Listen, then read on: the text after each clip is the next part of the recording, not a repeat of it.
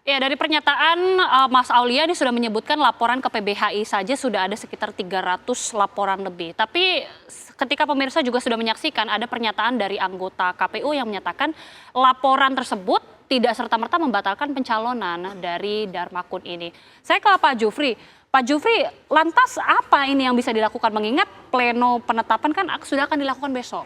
Bawaslu apakah tidak bisa memberikan rekomendasi kepada KPU untuk mungkin membatalkan atau meninjau ulang begitu? Enggak, karena ini kan sudah selesai pleno dalam dukungan ya, verifikasi faktual sudah selesai. Nah, setelah berapa hari ini baru ketahuan kan banyak yang merasa dicatut.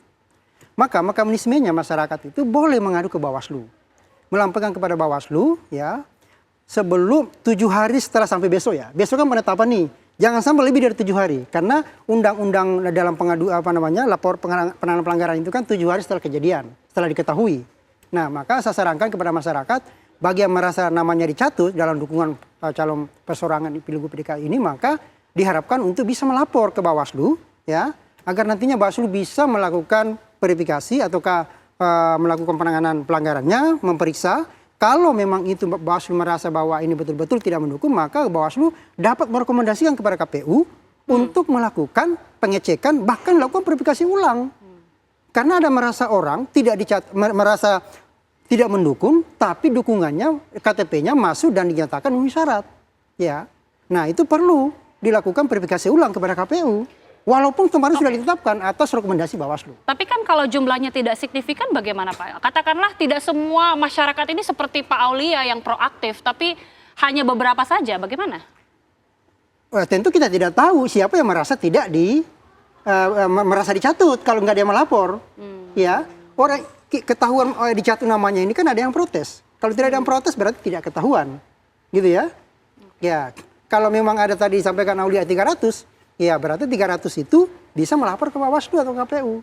Kemudian direkomendasikan kepada KPU untuk dilakukan verifikasi ulang. Kalau memang dukungan itu memenuhi syarat. Saya langsung minta tanggapan dari Bung Rey, gimana melihatnya? Iya, Bawaslu-nya tinggal melihat apakah ia melakukan pendekatan kuantitatif atau kualitatif. Kalau kuantitatif tinggal dia hitung. Misalnya taruhlah ada 1.000 dukungan itu yang kenyataannya nggak memenuhi syarat. Tapi 1.000 itu kalau tetap dikeluarkan, tapi tetap kan lolos ini. Karena dia punya stok suara 6.000 sampai 7.000 kan. Dibuang 1.000, dia masih punya sisa suara 5.000. Nah artinya ya nggak ada masalah, itu pendekatan kuantitatif. Maka kalau udah pendekatannya kuantitatif, ya Bawaslu juga nggak perlu capek-capek melakukan verifikasi. Sebab kalau diverifikasi pun nanti tetap aja dilolos gitu loh. Nggak ada. Tapi kalau Bawaslu-nya mendekatinya secara kualitatif, nah ini bermasalah kan. Nah cuma kualitatifnya berapa persen? Batas toleransi Bawaslu-nya, nah itu dia.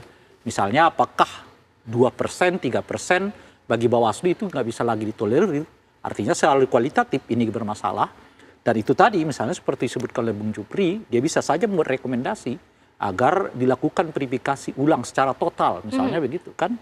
Dan seterusnya gitu. Itu merupakan kewenangan Bawaslu-nya gitu.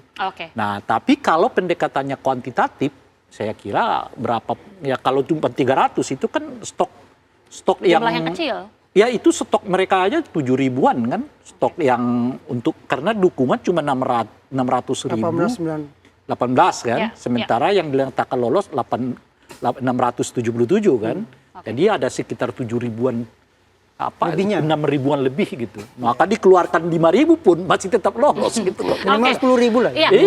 Saya mau langsung ke Mas Aulia. Mas Aulia, jadi bagaimana ini sebagai warga yang identitasnya sudah tercatut, langkah-langkah yang nanti akan dilakukan apa saja? Ke polisi kah mungkin?